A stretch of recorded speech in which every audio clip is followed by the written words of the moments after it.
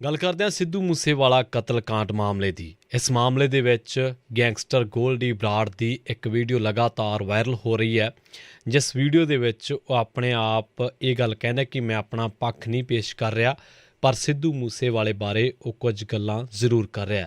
ਉਸ ਵੀਡੀਓ ਦੇ ਵਿੱਚ ਉਹ ਕੀ ਕਹਿੰਦਾ, ਸਿੱਧੂ ਮੂਸੇਵਾਲੇ ਤੇ ਉਹ ਕੀ ਇਤਰਾਜ਼ ਲਾਉਂਦਾ ਹੈ, ਇਹਦੇ ਵੱਲ ਤਾਂ ਬਾਅਦ ਦੇ ਵਿੱਚ ਵਧਾਂਗੇ।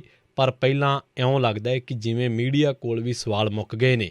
ਮੀਡੀਆ ਵੀ ਜਦੋਂ ਕੋਈ ਗੈਂਗਸਟਰ ਵੀਡੀਓ ਜਾਰੀ ਕਰਦਾ ਹੈ ਤਾਂ ਮੀਡੀਆ ਉਹਦਾ ਵਕੀਲ ਬਣ ਕੇ ਉਹਦਾ ਇੱਕ ਤਰੀਕੇ ਨਾਲ ਬਚਾਅ ਕਰਦਾ ਹੈ ਤੇ ਇਹ ਗੱਲ ਕਹਿੰਦਾ ਕਿ ਇਹੀ ਅੰਤਿਮ ਸੱਚ ਹੈ, ਜਦ ਕਿ ਅੰਤਿਮ ਸੱਚ ਤਾਂ ਇੱਕ ਦੂਜਾ ਵੀ ਹੋ ਸਕਦਾ ਹੈ। ਉਹ ਇਹ ਵੀ ਹੋ ਸਕਦਾ ਹੈ ਕਿ ਜਦੋਂ ਕੋਈ ਬੰਦਾ ਦੁਨੀਆ ਦੇ ਵਿੱਚ ਹੈ ਹੀ ਨਹੀਂ ਤਾਂ ਉਹਦੇ ਬਾਰੇ ਤੁਸੀਂ ਜੋ ਮਰਜ਼ੀ ਬੋਲ ਦਿਓ ਕਿ ਉਹ ਆਹ ਕਹਿੰਦਾ ਸੀ ਜਾਂ ਉਹ ਆਹ ਕਹਿੰਦਾ ਸੀ। ਉਹਨੇ ਕਿਹੜਾ ਆਪਣੇ ਆਪ ਨੂੰ ਆ ਕੇ ਡਿਫੈਂਡ ਕਰਨਾ ਹੁੰਦਾ ਹੈ। ਗੈਂਗਸਟਰ ਗੋਲਡੀ ਬਰਾੜ ਨੇ ਸਿੱਧੂ ਮੂਸੇਵਾਲੇ ਤੇ ਕੁਝ ਇਤਰਾਜ਼ ਲਾ ਕੇ ਕੁਝ ਗੱਲਾਂ ਬਾਤਾਂ ਦੇ ਹਵਾਲੇ ਕਰਕੇ ਉਹਦੇ ਸਿਰ ਭਾਂਡਾ ਭੰਨਣ ਦੀ ਕੋਸ਼ਿਸ਼ ਕੀਤੀ ਹੈ।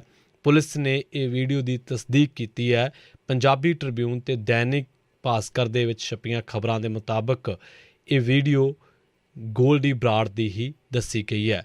ਗੋਲਡੀ ਬਰਾੜ ਨੇ ਜਿਹੜੀ ਗੱਲ ਕਹੀ ਹੈ, ਪਹਿਲੀ ਗੱਲ ਤਾਂ ਉਹ ਕਹਿੰਦਾ ਕਿ ਮੈਨੂੰ ਕਤਲ ਦਾ ਕੋਈ ਅਫਸੋਸ ਨਹੀਂ ਹੈ। ਉਹ ਕਹਿੰਦਾ ਅਸੀਂ ਪਹਿਲਾਂ ਵੀ ਇਹਦੀ ਜ਼ਿੰਮੇਵਾਰੀ ਲਈ ਹੈ ਅਤੇ ਹੁਣ ਵੀ ਲਵਾਂਗੇ, ਪਰ ਉਹਨਾਂ ਨੂੰ ਕੋਈ ਅਫਸੋਸ ਨਹੀਂ ਹੈ। ਸਾਡੇ ਭਰਾਵਾਂ ਦਾ ਨੁਕਸਾਨ ਹੋਇਆ ਸੀ।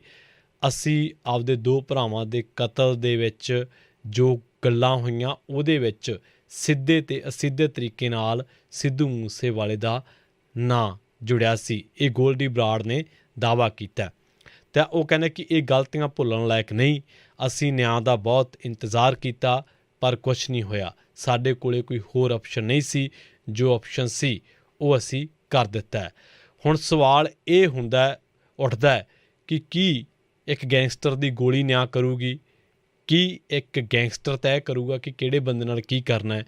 ਠੀਕ ਹੈ, ਅਸੀਂ ਕਿਸੇ ਨੂੰ ਕਲੀਨ ਚਿੱਟ ਤਾਂ ਨਹੀਂ ਦੇ ਰਹੇ, ਪਰ ਹਾਂ ਇੰਨਾ ਜ਼ਰੂਰ ਹੈ ਕਿ ਕੀ ਇਸ ਤਰ੍ਹਾਂ ਦੀਆਂ ਗੱਲਾਂ ਜੋ ਪਹਿਲਾਂ ਵੀ ਸਿੱਧੂ ਮੂਸੇਵਾਲਾ ਕਹਿਣਾ ਹੁੰਦਾ ਸੀ ਕਿ ਮੇਰਾ ਕਿਸੇ ਨਾਲ ਕੋਈ ਲਾਗਾ ਦੇਗਾ ਨਹੀਂ ਹੈ, ਤਾਂ ਕਿ ਉਦੋਂ ਵੀਡੀਓ ਪਾ ਕੇ ਗੱਲਾਂ ਨੂੰ ਸਾਫ਼ ਨਹੀਂ ਸੀ ਕੀਤਾ ਜਾ ਸਕਦਾ। ਉਸ ਤੋਂ ਬਾਅਦ ਗੋਲਡੀ ਇਹ ਗੱਲ ਕਹਿੰਦਾ ਹੈ ਕਿ ਵਿੱਕੀ ਮਿੱਡੂ ਖੇੜਾ ਦੇ ਕਤਲ ਤੋਂ ਬਾਅਦ ਮੂਸੇਵਾਲੇ ਨੇ 2 ਕਰੋੜ ਦਾ ਆਫਰ ਦਿੱਤਾ ਸੀ।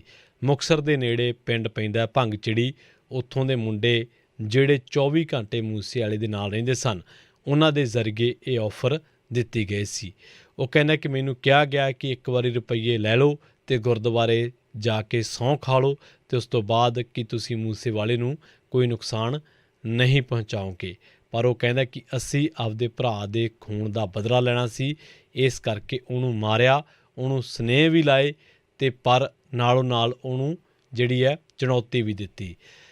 ਜਿਹੜੀਆਂ ਗੱਲਾਂ ਇਸ ਵੇਲੇ ਮੀਡੀਆ ਦੇ ਵਿੱਚ ਚਰਚਾ ਦੇ ਵਿੱਚ ਨੇ, ਉਹ ਇਹ ਗੱਲਾਂ ਵੀਡੀਓ ਜਾਰੀ ਕਰਕੇ ਕੈਨੇਡਾ ਬੈਠਾ ਸਿੱਧੂ ਮੂਸੇਵਾਲੇ ਕਤਲकांड ਦਾ ਮਾਸਟਰਮਾਈਂਡ ਗੋਲਡੀ ਬਰਾੜ ਵੀਡੀਓ ਜਾਰੀ ਕਰਕੇ ਦਾਅਵਾ ਕਰਦਾ ਹੈ ਕਿ ਉਸ ਨੇ ਆਪਣੇ ਭਰਾਵਾਂ ਦਾ ਬਦਲਾ ਲੈਣ ਦੇ ਲਈ ਸਿੱਧੂ ਮੂਸੇਵਾਲੇ ਦਾ ਕਤਲ ਕਰਾਇਆ। ਮਾਧਮ ਰੌਸ਼ਨੀ ਦੇ ਵਿੱਚ ਇਹ ਵੀਡੀਓ ਸ਼ੂਟ ਕੀਤਾ ਗਿਆ ਅਤੇ ਸੋਸ਼ਲ ਮੀਡੀਆ 'ਤੇ ਪੋਸਟ ਕੀਤੀ ਗਈ ਵੀਡੀਓ ਦੇ ਵਿੱਚ ਗੋਲਡੀ ਬਰਾੜ ਨੇ ਮੂੰਹ ਢੱਕਿਆ ਹੋਇਆ। ਉਹ ਅੱਗੇ ਵੀ ਕਹਿੰਦਾ ਕਿ ਮੂਸੇਵਾਲੇ ਨੂੰ ਸਿੱਖ ਸ਼ਹੀਦ ਵਜੋਂ ਪੇਸ਼ ਕਰਨ ਤੋਂ ਉਹ ਦੁਖੀ ਹੈ ਅਤੇ ਇਸ ਕਰਕੇ ਉਹ ਵੀਡੀਓ ਬਣਾ ਰਿਹਾ।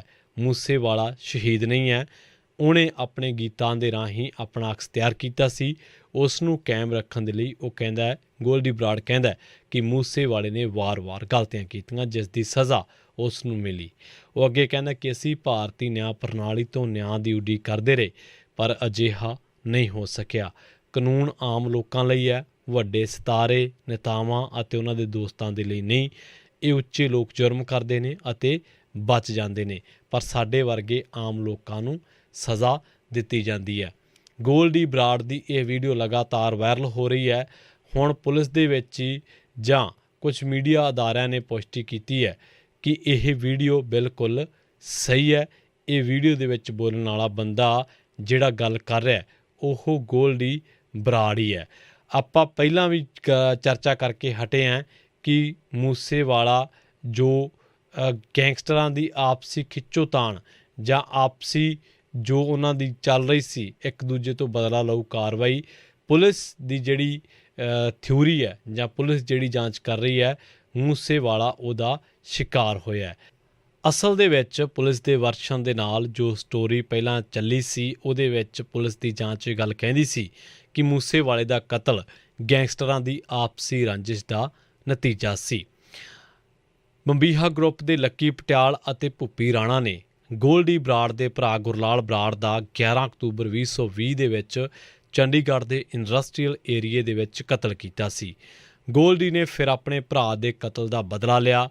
ਉਸ ਨੇ ਬਿਸ਼ਨੋਈ ਦੇ ਨਾਲ ਮਿਲ ਕੇ ਬੰਬੀਹਾ ਧੜੇ ਦੇ ਨਾਲ ਜੁੜੇ ਗੁਰਲਾਲ ਭਲਵਾਨ ਨੂੰ 18 ਫਰਵਰੀ ਨੂੰ 2021 ਦੇ ਵਿੱਚ ਫਰੀਦਕੋਟ ਦੇ ਜੁਬਲੀ ਚੌਂਕ ਨੇੜੇ ਮਰਵਾ ਕੇ ਆਪਣੇ ਭਰਾ ਦੇ ਕਤਲ ਦਾ ਬਦਲਾ ਲਿਆ। ਇਸ ਤੋਂ ਬਾਅਦ ਬੰਬੀਹਾ ਗਰੁੱਪ ਨੇ 7 ਅਗਸਤ 2021 ਦੇ ਵਿੱਚ ਵਿੱਕੀ ਮਿੱਡੂ ਖੇੜਾ ਨੂੰ ਮੋਹਾਲੀ ਦੇ ਵਿੱਚ ਮਰਵਾ ਦਿੱਤਾ। ਬਿਸ਼ਨੋਈ ਗਰੁੱਪ ਨੇ ਮੂਸੇਵਾਲੇ ਨੂੰ ਨਿਸ਼ਾਨਾ ਬਣਾ ਕੇ ਇਸ ਦਾ ਬਦਲਾ ਲੈਣ ਦੀ ਗੱਲ ਕਹੀ ਹੈ। ਉਹੀ ਗੱਲ ਜਿਹੜੀ ਗੋਲਡੀ ਬਰਾੜ ਆਪਣੀ ਵੀਡੀਓ ਦੇ ਵਿੱਚ ਕਹਿੰਦਾ। ਸਵਾਲ ਬਹੁਤ ਸਾਰੇ ਨੇ ਜਿਹੜੇ ਕਿ ਗੋਲਡੀ ਬਰਾੜ ਨੂੰ ਵੀ ਹੋਣੇ ਚਾਹੀਦੇ ਨੇ ਤੇ ਜਿਸ ਤਰੀਕੇ ਨਾਲ ਮੀਡੀਆ ਦੀ ਪੇਸ਼ਕਾਰੀ ਹੈ ਉਸ ਨੂੰ